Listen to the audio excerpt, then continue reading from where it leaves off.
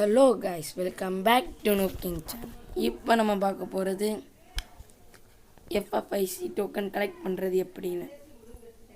இது ரேங்க்டு மேட்ச்சில் மட்டும் இல்லை, கிளாசிக்லையும் இருக்குது. ஆனால் நம்ம ஒரே நாளில் நான் போன தடவை இது பண்ணலை, ரேங்க் புஷ் பண்ணாதனால என்னை இதுக்கு தள்ளிட்டாங்க, பிரான்ச்சுக்கு. அதனால் இன்றைக்கி ஃபுல்லாக ஒரே நாளில் உட்காந்து விளையாண்டு ஒரு வழியாக சில்வர் போயாச்சு, ஒரு இது ஏற்றியாச்சு. அதான் பிரான்ச்சில் இருந்தாலே தோற்றாலும் ஏறும் ஜெயித்தாலும் ஏறணும்ல, அப்படி தான் ஏற்றினேன். வாங்க இந்த மேட்ச்சை பார்க்கலாம். எல்லாம் நூக்குட்டியாக தான் இருந்தாங்க இந்த மேட்ச்சில். ஸ்டார்டிங்லேருந்து இப்போ தான் எஃப்எஃப்ஐசி டோக்கனே ஓப்பன் ஆச்சு, அதனால தான் நம்ம பிடிச்சேன். எமோனேட் அடித்தான். இந்த மாதிரி இடத்துலலாம் நிறையா கிடைக்கும், க்ளோவால், எஃப்எஃப்ஐசி டோக்கன். அது மாதிரி இந்த மேட்ச்சில் மட்டும் நான் 10 எடுத்திருக்கேன், அதான் இதில் ஹைலைட்டே. அதை வச்சு என்ன பண்ணலான்னு பார்ப்போம். வாங்க இந்த மேட்ச்குள்ளே போகலாம். அதே மாதிரி இதில் சில ட்ரிக்ஸும் சொல்லியிருக்கேன், என்ன மாதிரி செஞ்சால் ரேங்க்டு மேட்ச்சில் ஜெயிக்கலான்னு. எனக்கு இதில் நெட்டு கட் ஆனதுனால சில இதில் டெத்தாக இருக்க சூழ்நிலை வந்துடும். இதாக இருக்குது பாருங்கள், எஃப்எஃப்ஐசி டோக்கன் இருக்கா, எடுத்தாச்சு. இந்த ஷிப்பில் மட்டும் நிறையா எஃப்எஃப்ஐசி டோக்கன் நடந்துச்சு. க்ளோவால் பாருங்கள், எக்கச்சக்கமாய் 5 க்ளோவால், கீழே ஒரு எஃப்எஃப்ஐசி டோக்கன், ஒரு க்ளோவால், ஒரு எஃப்எஃப்ஐசி, ஒரு க்ளோவால், ஒரு எஃப்எஃப்ஐசி.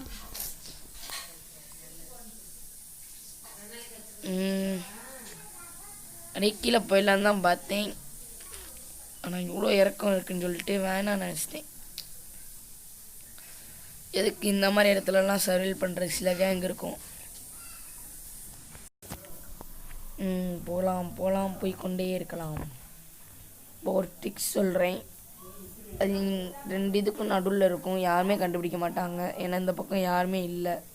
எடா காணோம், இங்கே இதை காணவில்லை, தூக்கிட்டேன் இல்லாத.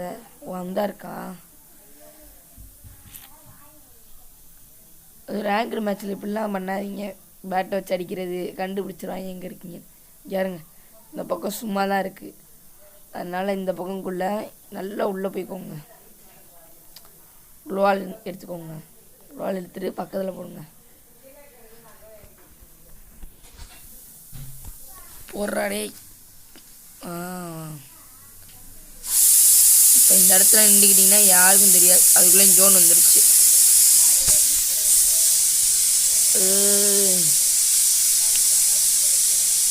தலை உள்ளே போயிடுச்சு, நான் மொத்த பாடி உள்ளே போக மாட்டேங்குது. உள்ளே போகாதா, போயிருமா போகாதா. இதை நெட் கட் பண்ணி ஆன் பண்ணி பாருங்கள், கன்ஃபார்மாக உள்ளே போகும். இது ரேங்க்டு மேட்ச்னால பேன் பண்ணி விட்டாங்கன்னா, நான் வேணால் என் நூப் ஐடியில் வேணால் செஞ்சு காட்டுறேன். அடுத்து ஒரு ஃபன் இது வரும், என்னதுன்னா டீம் டெத் மேட்ச்சில் 2 கன் எப்படி எடுக்கிறதுன்னு.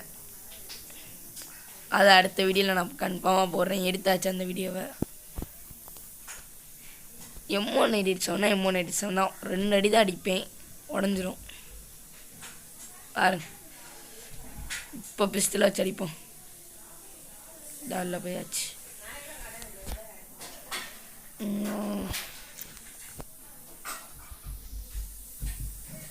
எஸ்கேஸோட எக்ஸாமிட் அவ்வளோவா அடிக்காது. ஸ்கின் வரும்போது, புதுசாக ஸ்கின் வரும்போது நல்லா அடிச்சிச்சு.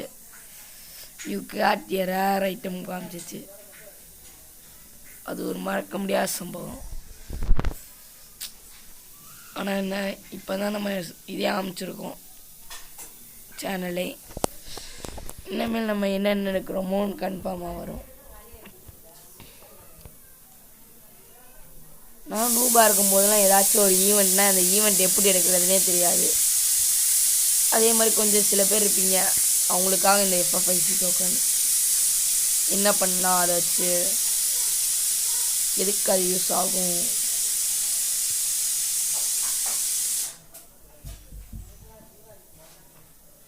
அதே மாதிரி ரேங்க்லலாம் இந்த மாதிரி கத்தியை வச்சு யூஸ் பண்ணுறது அது மாதிரிலாம் யூஸ் பண்ணாதீங்க, கன்ஃபார்மாக தோற்று போயிடுவீங்க.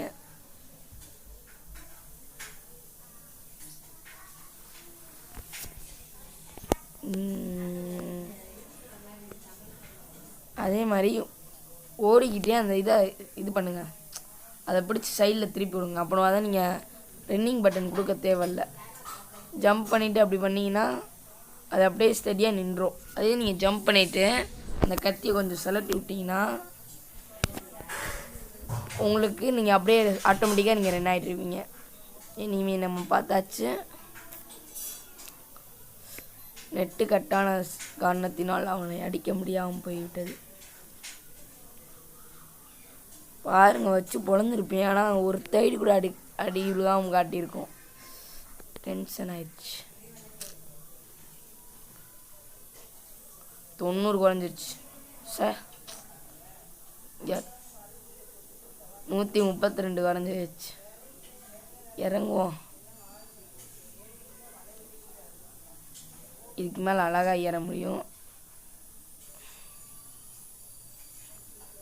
பார்த்தா அந்த கல்லில் ஒளிஞ்சிருப்பான்னு நினைக்கிறேன்.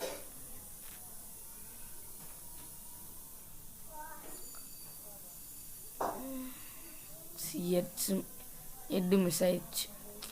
வாங்க குளோவில் போட்டு முன்னேறுவோம். வாங்க வாங்க போகலாம், முன்னேறி போகலாம். அவ்வளோ தூரம் போன முடியல. சரி, அப்படியே போட்டு போவோம். பாம்பு தூக்கி போடும். பாம்பு விடுங்க போலையே, ஜஸ்ட்டு மிஸ்ஸு. இன்னொரு குளோவால் போட்டு ஏறுவோம். என் பாம்பு தூக்கி போகிறான் பாருங்க. போச்சு போச்சு போச்சு போச்சு. யாருங்க முடிச்சிருக்கலாம் அந்த நேரம். குளோவால் போட முடியல என்னால். முடிச்சுட்டான். ஆனால் அவனுக்கு எவ்வளோ குறைஞ்சிருன்னு பாருங்க. ஜஸ்ட்டு 50 தான் குறைஞ்சிருக்கு.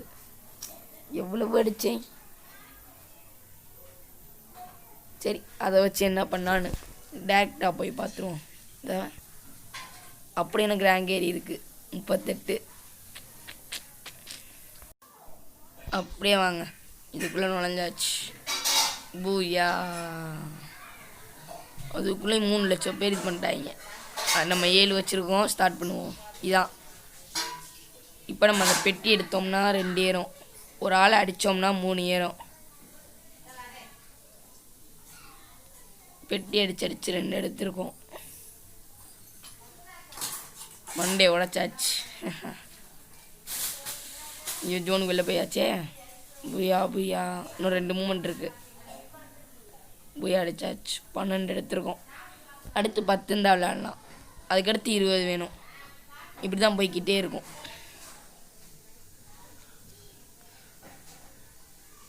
கடைசியில் இந்த கன் தான் தூரத்துலேருந்து அடித்தாலும் அடிக்க விழுகும். அதான் இதோட அடி விழுகிறது. இன்னும் ஒரு வெப் ஈவெண்ட்லாம் இன்னும் ஆட்டோமேட்டிக் இதால் வெப் ஈவெண்ட் இன்னும் வரல. யாருங்க அதுக்குள்ளே 453 போய் அடிச்சிருக்கான். என்ன மனுஷனா? 24 மணி நேரம் இதில் தான் உட்காந்துருப்பாங்கன்னு நினைக்கிறேன். 453 போயா ஒரு நாளே. இப்போ எத்தனை மேட்ச் தோற்றுருப்பாங்க, ஜெயிச்சிருப்பாங்க. சரி, அப்படியே இன்னொரு விஷயம் சொல்லிடுறேன். அதை அப்படியே அங்கே போய் சொல்லிடுறேன். இந்த விஷயத்தை பார்த்துட்டு போயிடலாம். இந்த ட்ரெஸ்ஸு சூப்பராக இருக்குது. பின்னாடி இதெல்லாம் அதை மட்டும் பார்த்துட்டு போயிடுவோம். கன்ஃபார்மாக அந்த ட்ரெஸ் வாங்க போகிறேன் 50 சேர்த்து. யாருங்க பின்னாடி அப்படியே தொங்க விட்டு ரெக்கை விளைக்குது. பாய் ட்ரெஸ் கப்னா எப்படி இருக்கும்? பட் ஃபேண்ட் அதுக்கு மேலே பரவாயில்ல. சரி, இல்லையா அது தொப்பி பரவாயில்ல. கொஞ்சம் சூப்பராக இருக்குது. இன்னொரு பாம் பார்த்துட்டு போயிடுவோம். இது ஒரு பாம் கிரானைட், சூப்பர் கிரானைட். இதான் ரீஜன் பேட்டில் 3. 2ல் நேபாள் ஜெயிச்சிருக்காங்க.